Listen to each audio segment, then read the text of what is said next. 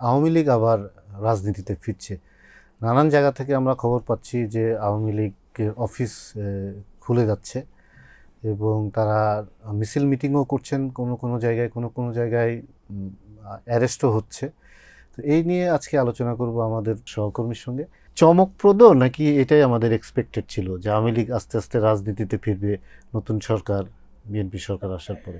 চমকপ্রদও বলা চলে, আবার অনেকটা প্রত্যাশিতও বলা চলে। প্রত্যাশিত এই অর্থে যে এবারের নির্বাচনের আগেভাগে আমরা দেখেছি যে বিএনপির মহাসচিব মির্জা ফখরুল ইসলাম আলমগীর উনি তার নির্বাচনী এলাকায় বারবার বলছিলেন যে আওয়ামী লীগের যারা কোনো অপরাধের সাথে জড়িত ছিল না, যাদের বিরুদ্ধে কোনো মামলা নেই, তারা নির্বাচনে যাতে ভোট দিতে আসে, তারা তাদের স্বাভাবিক কাজকর্ম চালাতে পারবে।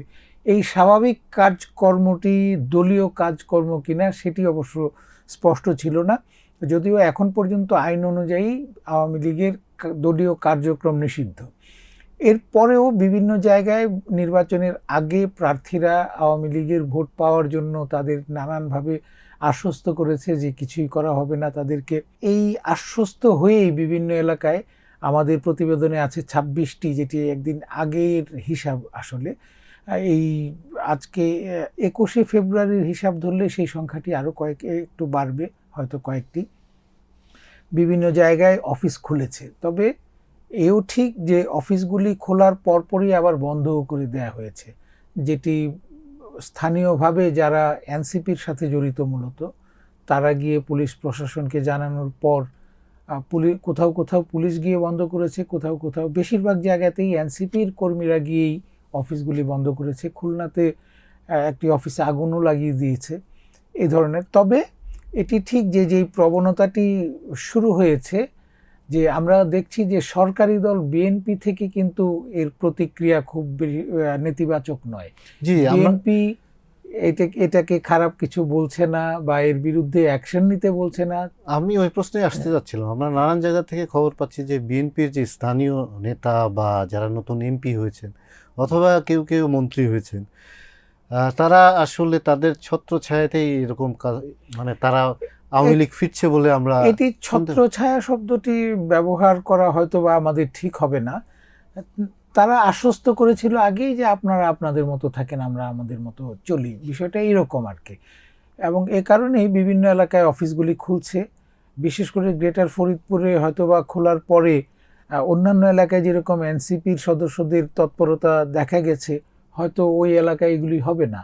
তো ধীরে ধীরে যদি বিভিন্ন এলাকায় খোলা শুরু হয়, 64টি জেলার মধ্যে যদি 40টি জেলাতে অন্তত অফিস খুলে এবং যদি বন্ধ করেও দেয়া হয়, তবু এক ধরনের সরকারের উপর একটা মানসিক চাপ তৈরি হয় যে এই একটি বড় দল তাদের অফিস যে খুলছে বিভিন্ন জায়গায়, তার মানে হচ্ছে যে এই দলের কর্মীরা, এই দলের সাধারণ সমর্থকরা চায় যে এই দলটিকে আবারও কার্যক্রম করতে দেওয়া হোক।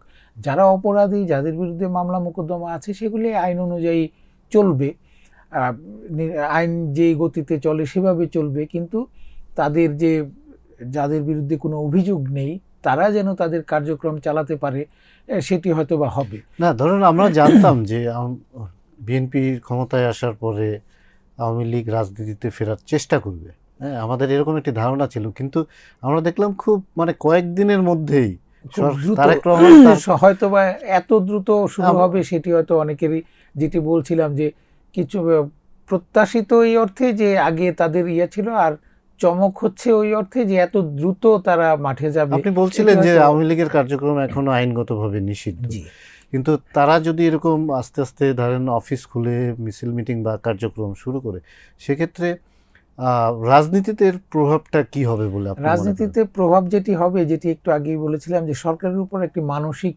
চাপ তৈরি হবে, যে বিভিন্ন জায়গায় যেহেতু খুলেই গেছে অফিস, যেহেতু আওয়ামী লীগের লোকজন রাস্তায় নামছে বিভিন্ন কর্মসূচিতে, যেমন 21শে ফেব্রুয়ারিতে বিভিন্ন জায়গায় প্রভাত ফেরিতে অংশ নিয়েছে তারা, এমনকি ঢাকায় এই রাজধানীতেও সাবেক প্রধানমন্ত্রী বা আওয়ামী লীগ সভানেত্রী শেখ হাসিনার পক্ষ থেকে একটি পুষ্পাঞ্জলি কয়েকজন গিয়ে অর্পণ করে এসেছে।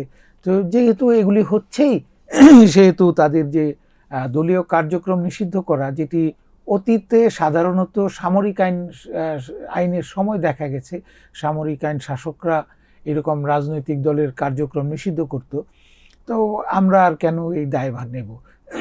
হয়তোবা সেদিক থেকে দলীয় কার্যক্রমের উপর যে নিষেধাজ্ঞা সেটি হয়তোবা ধীরে ধীরে উঠে যাবে এবং এই উঠে যাওয়ার উপর একটি প্রভাব তৈরি করবে আর কি। না, আমি যেটা প্রভাবের কথা বলতে, ধরেন রাজনীতির প্রভাব বা ইমপ্যাক্ট, এখানে জামাত, এনসিপি আছে, হ্যাঁ, আমরা ইনকিলাব মঞ্চ আছে, যারা আওয়ামী লীগের রাজনীতি ব্যান করার জন্য, আওয়ামী লীগকে ব্যান করার জন্য রাস্তায় মিছিল মূল মিটিং উদ্যোগী করছে, ছিল তারা কিন্তু এখন বিরোধী দল। তো বিরোধী দল হিসেবে তারা তো এটা মেনে নিতে চাইবেন না। স্বাভাবিকভাবে এখনই মেনে নিচ্ছে না। এনসিপির কর্মীরাই বিভিন্ন জায়গায় গিয়ে যেসব অফিস খোলা হয়েছে সেগুলিকে আবার গিয়ে বন্ধ করেছে। এখন দেখার বিষয় হচ্ছে যে এই যে বিরোধী দল, তাদের শক্তি কতটুকু, তারা কি আসলেই, যদি সরকারি দল বিএনপি কোনো রকমের এতে নাক না গলায় যে আমরা আওয়ামী লীগ কীভাবে আসছে না আসছে আমরা দেখব না, আওয়ামী লীগ বনাম জাতীয় জামাতে ইসলামী, এনসিপি, তাদের মধ্যে যা হয় হোক আমরা দেখব না, এটি যদি হয় তাহলে বোঝা যাবে যে আসলে কার ক্ষমতা, তা কার শক্তি কতটুকু। সেই শক্তির দিক থেকে আমার বিশ্বাস এখনও সারা দেশে জামাতের চাইতে বা এনসিপি তাদের যে অঙ্গ বা উইং, অনেকেই বলে যে জামাতেরই ক খ গ ঘ হচ্ছে এবি পার্টি, এনসিপি ইত্যাদি ইত্যাদি, তো তাদের শক্তি বেশিরভাগ এলাকাতেই আওয়ামী লীগের শক্তির সাথে টিকবে না যদি সরকার কোনো রকমের সহায়তা না দেয় এই জামাত ইসলামী বা এনসিপি। সরকার এবং আইন শৃঙ্খলা বাহিনী, সরকার মানেই এখন যেহেতু রাজনৈতিক সরকার, তারা তো সেই সমর্থনটি যদি দিতে চায় পুলিশের মাধ্যমেই দিবে। যদিও আমরা দেখেছি যে চট্টগ্রামে 8 জনকে গ্রেপ্তার করা হয়েছে, সেটি কিন্তু অফিস খোলার জন্য নয়, তারা প্রভাত ফেরিতে গিয়েছিল সেখান থেকে। এটি যে ঠিক দলের নামে যদি গিয়েও থাকে, এটিকে আসলে দলীয় কার্যক্রম কতটা বলা যাবে এটি নিয়েও অনেকেই সন্দেহ পোষণ করে। কিন্তু পুলিশ তো অ্যারেস্ট করতে পারে, যেহেতু আইনগতভাবে তাদের কোনো অধিকার নাই। সেখানেও একটি বিতর্ক রয়েছে যে গ্রেপ্তার কখন করবে, যদি দলীয় কার্যক্রম চালায়। যদি কেউ আওয়ামী লীগের ব্যানার নিয়ে প্রভাত ফেরিতে গিয়ে থাকে তাহলে সেটিকে দলীয় কার্যক্রম বলা যেতে পারে। আওয়ামী লীগের নামে যদি কোনো সভা ডাকে সেটি দলীয় কার্যক্রম হতে পারে, কিন্তু আওয়ামী লীগের 10 জন সদস্য তারা একসাথে বসে রইল, সেটিকে দলীয় কার্যক্রম কতটুকু বলা যাবে? এটা কিছুটা বাড়াবাড়ি বলা যায়। আপনার কাছে সর্বশেষ যে বিষয়টা জানতে চাই, যে ধরুন আওয়ামী লীগ চাইবে যত দ্রুত রাজনীতিতে ফেরা যায় এবং they are very desperate about it, এবং অন দি আদার হ্যান্ড জামাত এবং এনসিপি ডেফিনেটলি বসে থাকবে না। তাহলে কি সামনে আপনি একটা মানে সহিংসতার কোনো আভাস পাচ্ছেন? এই সহিংসতাটা হবে কি হবে না এটা নির্ভর করবে সরকারের উপর। সরকার সহিংস হতে দেবে কি দেবে না। কারণ আওয়ামী লীগ মাঠে নামলে যদি সহিংস আকারে তার প্রতিরোধ করতে যায় জামাতে ইসলামী বা এনসিপি, তখন সহিংসতা হবে। কিন্তু তারা যদি শুধু মৌখিকভাবে বিরোধিতা করে, প্রতিবাদ জানায়, সরকারের কাছে প্রতিবাদ জানায়, তাহলে হয়তো বা সহিংসতা হবে না। তবে এটি ঠিক যে শুরুর দিকে কোথাও কোথাও সহিংসতা হতে পারে, এরকম একটি আশঙ্কা আছে।